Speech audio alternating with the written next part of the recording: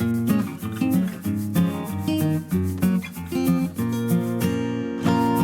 today I'm going to show you some simple ways that I improve my pine stands on my North 40. Let's go take a look. What I'll be doing today is trimming the lower branches on the pines. That way the log that's left is clear without any knots on the outside, and as it grows it'll grow a thicker and thicker layer of knot-free lumber on that log. Here are the tools that I prefer to use to trim the lower branches on pine trees. This pole saw, which actually extends almost twice as long as you see here, so I can reach up pretty high, and then when they're my height or lower, I just use this handsaw because it's pretty handy. I don't use a lopper very often because you can't cut that dead branch as close to the tree with the lopper as you can with the saw. The chainsaw I use sometimes, but it's too easy to nick the tree and disturb the bark, so I kind of stay away from using the chainsaw. So let's head out into the woods and get started. As your white pines grow, you want to try and stay away from disease, and blister rust is one that affects pine trees, and you can help avoid that by trimming the lower branches.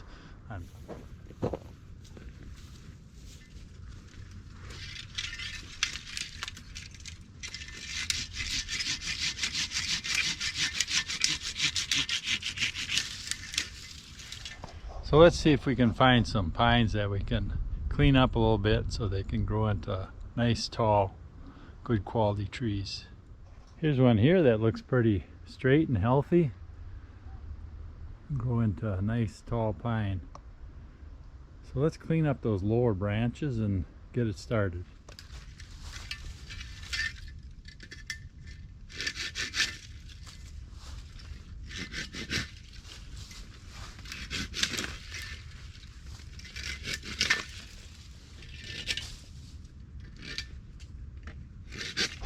So that's a good start on that tree.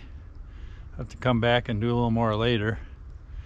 Get a little higher up every time I work on it. When I trim a branch like this, I try and get as close as I can to the tree without scarring the bark. So you want to be outside that little collar there and right about there. You're supposed to trim evergreens late March, early April. And that's about what this is. But for what I'm doing, especially with dead branches, you can do that any time of the year. The reason that spring is the best is because it can heal up any wounds you cause quicker than other times of the year. So if you have a Christmas tree operation or something like that, you may pay closer attention to when you trim. Back about 40 years ago, this was all open field here, and I planted a bunch of variety of evergreens in this area. Here's a nice red pine from that planting, and I've done some trimming what I could reach with my handsaw on the bottom of it, but now that I've got the pole saw with me, I'm going to trim a little higher up, get these other dead branches out of here.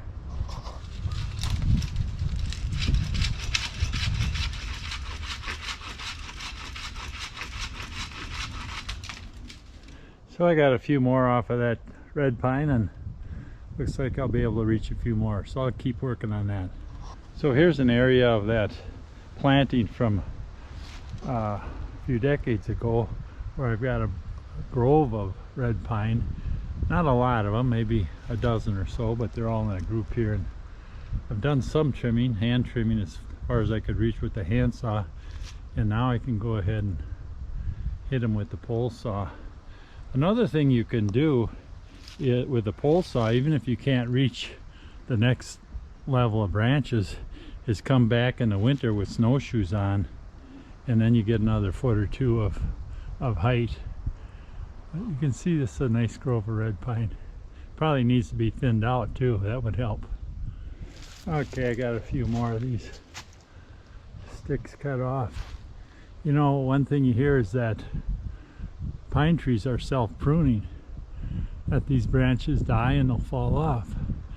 And that's true, but it takes a long time for that to fall off. Meanwhile, the wood is growing with that knot in it, and the places where you've trimmed it in previous years, it starts to cover over where that knot was and grow clear.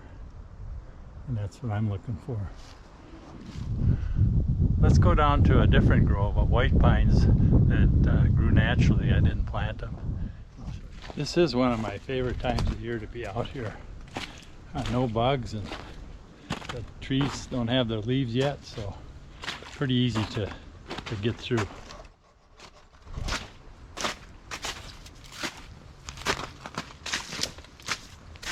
You can even follow some of the deer paths, and they're even better because there's not much snow when it's packed down.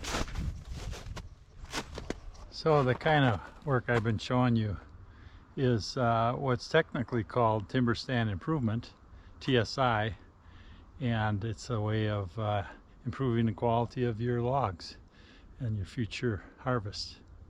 Here's an area that I've worked in before, and this tree here is a really good example of a nice white pine that I've trimmed as high as I can reach, and also I've cleared out around it so that there's no competing trees competing with the canopy of it.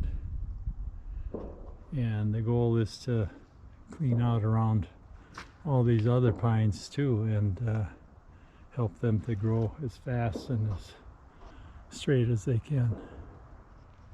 On this particular pine, I can tell that I've trimmed high enough that I must have been out here when there was a couple of feet of snow to reach up that high. Now I can get a ladder and try and get even higher up, but as I get older, ladders become a little more dangerous. But there are a lot of trees in this area that I can pick through and pick the best ones, and I've done a lot of the trimming on them already, and it's just a matter of cleaning out the competing trees. Like for instance this tree here.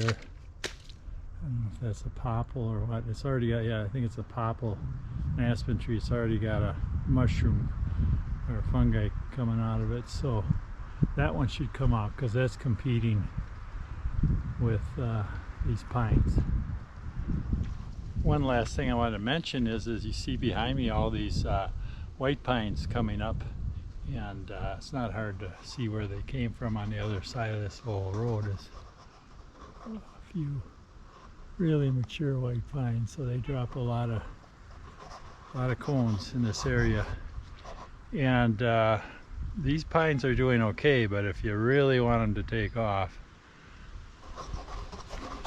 what I need to do is take out all of these aspen and red maple, and I guess that's mostly what's in here, and that would really open up the canopy, and these trees would just shoot up into the air. But that's another day's project.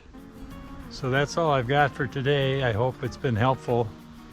Just make sure when you're using a pole saw to keep your saw sharp and keep your collar buttoned. See you next time. Bye.